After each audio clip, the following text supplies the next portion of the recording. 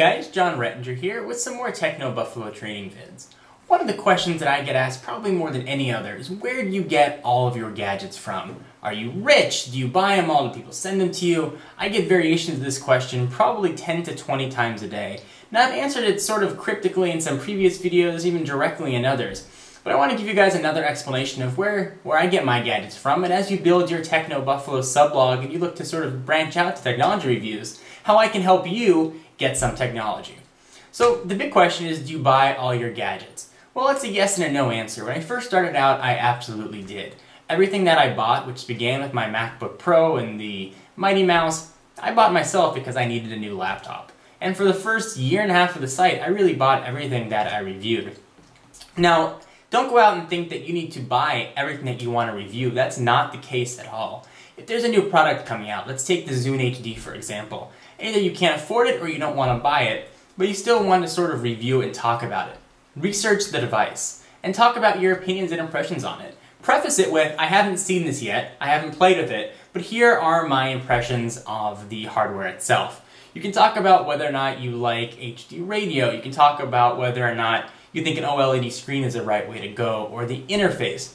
There's a lot of things you can talk about without having to spend money and buy an actual device. Well, if you look at my early reviews, I talked about a lot of bits of technology that I didn't have. And I think that that can transfer over to you as well. Don't think that to be a technology reviewer, you have to be wealthy, because I'm certainly far from wealthy, and I certainly was dirt poor a few years ago. You don't need to have a lot of money to be a technology reviewer. That's a really common misconception. Another thing you can do is go to your local electronics retailer. If you're near a Best Buy, go to a Best Buy. If you're an Apple store, go to an Apple store. Go look at the Zune HD. Even film it while you're there. You can sort of get an impression of what it looks like. So that way you don't have to spend the money to go out and buy it. Now, the other side of that thing is, well, how do you get the gadgets themselves? Well, I first started out reaching out to some technology companies, sort of smaller ones. I'd tell them, hi, my name is John Rettinger, I'm a technology reviewer. I run a technology-focused YouTube channel, and I'd give them all the information. And I'd ask, I'm interested in reviewing X product, would you mind sending me one to review? And I probably sent that out to 100 different companies, and I think I got probably 99 no's when I first started. It was an overwhelming no. I only had a couple hundred subscribers, I think maybe 200 subscribers or so when I started sending it out. So the companies weren't seeing value in sending me products. I had a smaller audience, and there really wasn't much that I could help them. So before you start reaching out to companies, make sure you can provide them value in return. You don't necessarily have to have the biggest audience in the world, but you have to phrase your questions and asking in a way that they're getting value. So I made a mistake. I didn't always phrase my emails that well. I'd say I'm a technology reviewer, I want to review your product. Really, will you send me one? What I should have said was my audience is very technology focused, and I think they fall in your target demographic.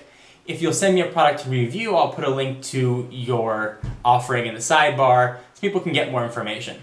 While I never can guarantee a positive review, I do promise to be fair. That would be more along the lines of what I should have said, and I think I would have had more yeses. And as you start getting more products in, your audience is going to grow. So be prepared for a lot of rejection. You guys only see the products that I review, you don't see really the negativity and then the negative reaction that I get from some companies. It's just part of the growing process. You're going to have a lot of rejection. Think of it as back in high school asking out the prom queen. Sometimes you're just going to say no, but every now and then you're going to get a yes. And the yes is really worth it, and that's when you can start to grow and build your channel. So guys, in conclusion, you don't need to be rich. You don't have to spend money to be a technology reviewer. You can get these products if you build your audience and you ask appropriately, and if you can provide value to the company. Now, I don't recommend emailing every company you can think of. Definitely wait until you've got a little bit of a larger audience, but at least big enough that you think a company would want to send you products. Another thing is, as you're doing your videos, you want the companies to look at you professionally. So be very mindful of your language. If you reach out to company X to review their products and they go look at your channel before they respond, and you're saying, looking around and, and like stuff, they're not going to say yes, or odds are they're not going to say yes. So make sure you present yourself very professionally. When you write your email to them, don't use the number 2 to write 2. Actually write it out. Don't use smiley faces, don't abbreviate. Write a professional letter like you would to the president. Keep it just very, very professional, very courteous, and don't use any slang. That's the best advice that I can offer you as you sort of build your career as a technology reviewer. Hope you found this helpful, and stay tuned for the tutorials page for more tutorials to come. I'll see you guys in the next video. Bye-bye.